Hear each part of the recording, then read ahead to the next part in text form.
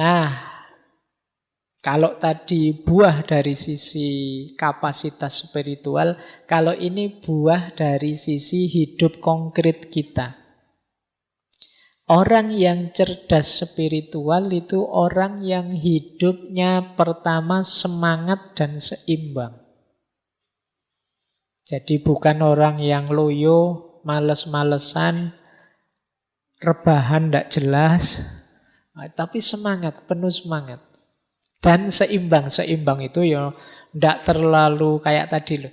Tidak terlalu berat di spiritualnya saja, melupakan emosional, melupakan intelektual. Tapi ya imbang, ya dunia ya akhirat. Ya lahir ya batin. Tidak kok batinnya canggih luar biasa, tapi lahiriahnya sakit-sakitan. Tidak, seimbang.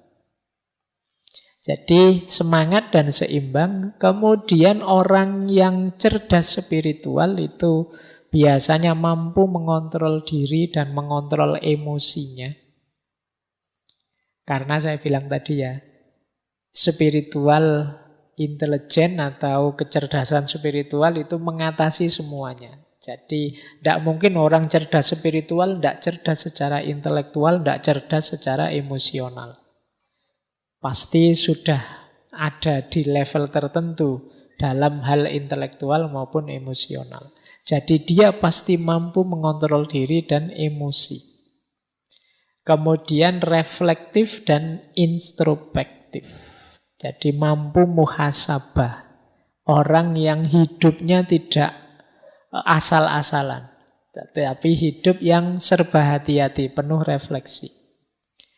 Nah, kemudian cerdas spiritual itu orang yang siap naik dan siap turun.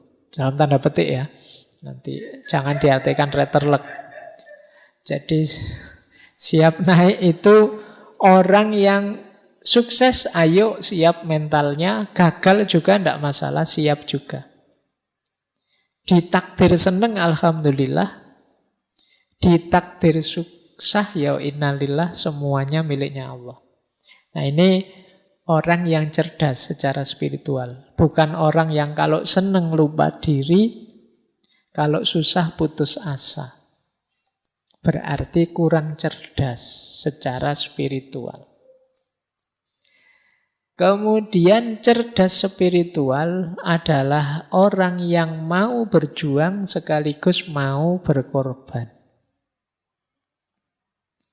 Jadi ya ndak nyari enaknya saja terus. Banyak orang yang ketika berjuang, ayo siap aku berjuang. Begitu ditagih pengorbanannya, nanti dulu kalau itu. Ayo wis kita sukseskan program kita ini. Tapi ini biayanya besar loh. Oh, kalau itu nanti dulu. Pokoknya kalau ditantang siap, tapi begitu ditagih pengorbanan terus mengkeret semua.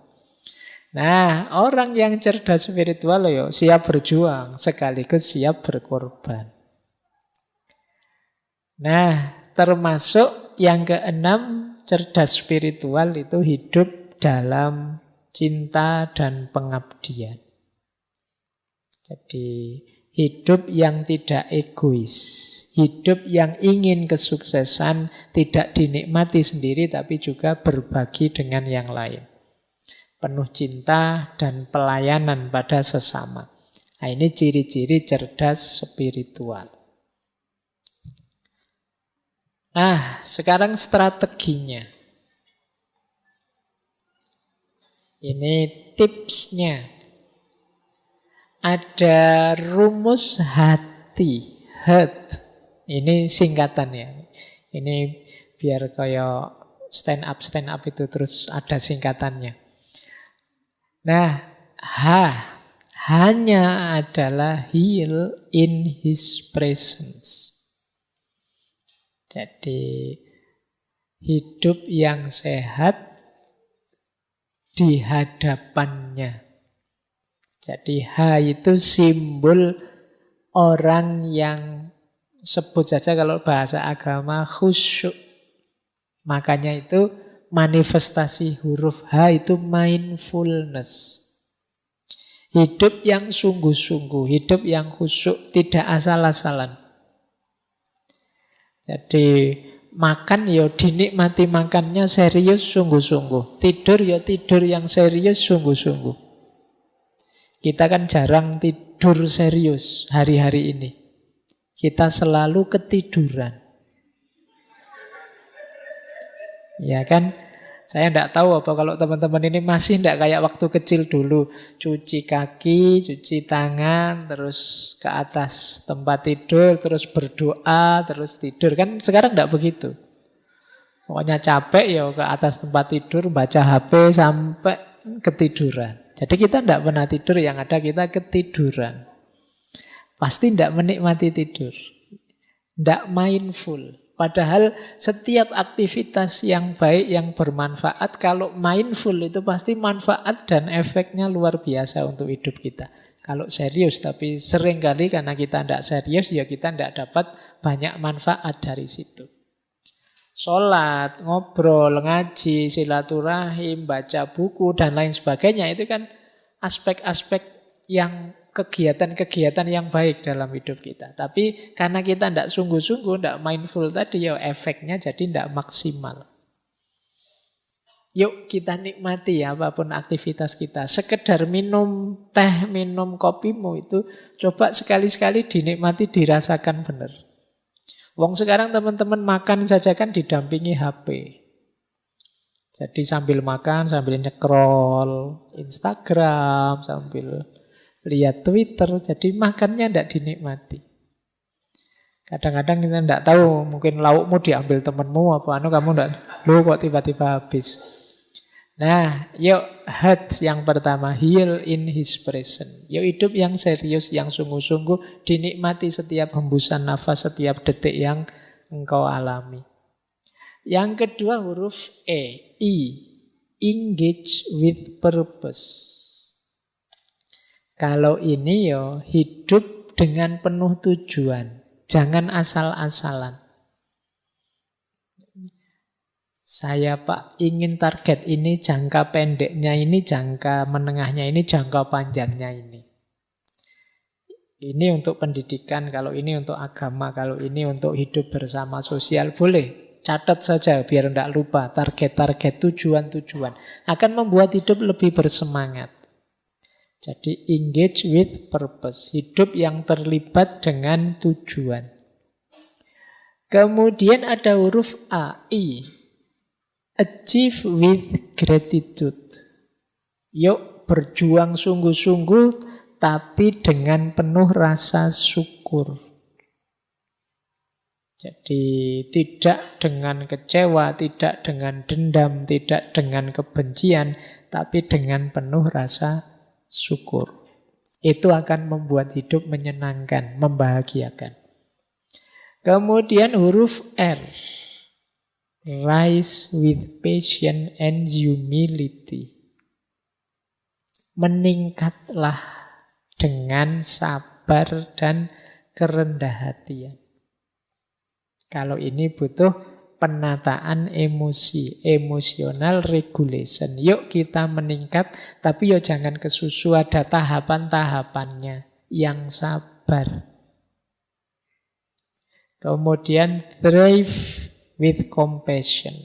Kalau ini kasih sayang dan pelayanan. Jadi mari mengupgrade, meningkatkan hidup kita dengan kasih sayang.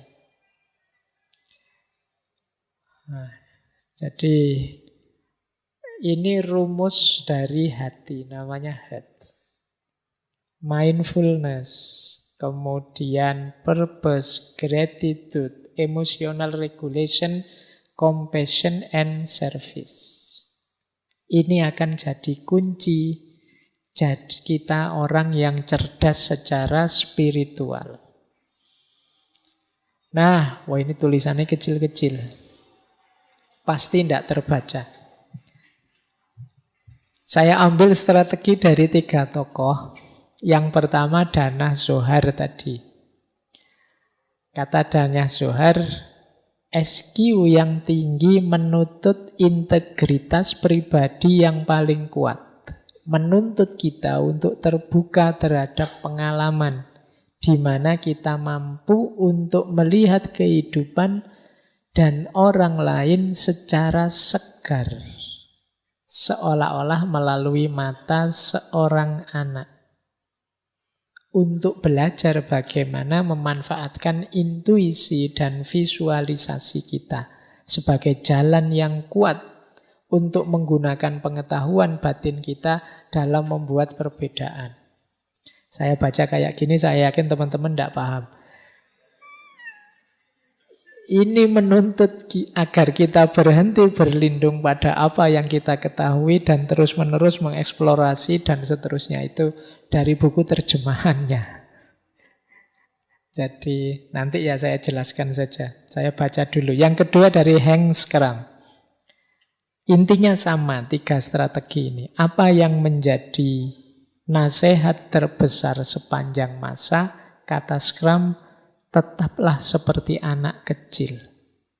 Sebenarnya nasihatnya Dana Zohar tadi juga mirip. Menyuruh kita yuk murni lagi seperti anak kecil. Anak kecil itu bagaimana? Terbuka. Terbukalah. Jadilah petualang. Ingin tahu. Bersemangatlah untuk belajar. Bersikaplah tulus. Paling tidak untuk dirimu sendiri. Jangan menghakimi. Akui keajaiban hidup dan pengalaman luar biasa yang dibawanya. Nah, Dana Zohar, Hank Schramm itu mengajarkan kita, yuk ayo meniru anak kecil saja. Tidak usah belajar ruwet-ruwet.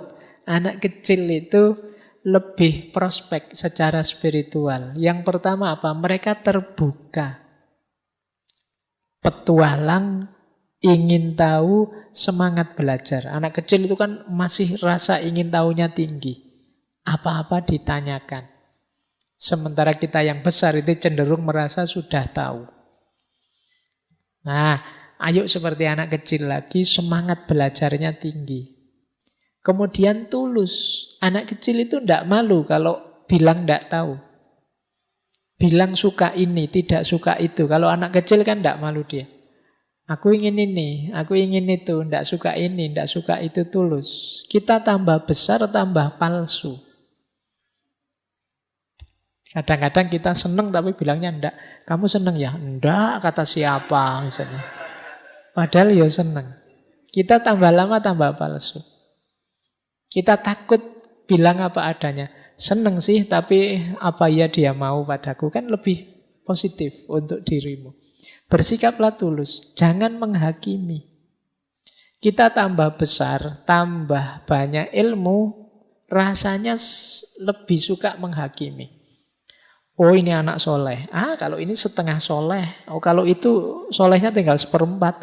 Ah ini. Kita itu senengannya menghakimi, memberi label-label. Nah, kalau anak kecil kan tidak begitu. Anak kecil apa saja dinikmati. Dan mengakui segala momen, menikmati segala pengalaman yang luar biasa yang dia alami. Kalau mengalami apa kan heboh anak kecil itu. Wow seneng. Kalau kita kan kadang agak jaim. Padune seneng tapi gengsi nanti. Masuk dianggap nggak ngerti kan, malu kan. Tapi enggak, kalau anak kecil itu seneng-seneng aja. Enggak seneng ya enggak seneng saja. Nah, kita sekarang banyak terdistorsi. Kehilangan ketulusan kita. Kehilangan semangat belajar kita. Nah, terakhir ada dari Peter Sheffield. Ini juga strategi. Dia mengkritik kita. Kelangsungan hidup itu cirinya hewan. Motivasinya ketakutan. Sekedar survive, kelangsungan hidup itu kan survive. Itu tidak cocok untuk makhluk spiritual. Kalau makhluk spiritual seperti kita, itu keingintahuan, kasih sayang, dan kreativitas. Itu kuncinya. Motivasinya cinta. Nah, jadi kalau jawaban kita hidup ala Pak, yang penting jalan, yang penting hidup, yang penting sehat, nyaman kan gitu aja, itu tidak manusia. Kalau sekedar nyaman ya binatang juga nyari nyaman, nyari enak dan nyari hidup. Kalau manusia tidak di situ. Kalau sekedar itu ya level kita turun. Makhluk spiritual itu cirinya ingin tahu, kasih sayang, dan kreativitas. Jadi melahirkan hal-hal yang baru. Nah, ini dari Peter Shepard.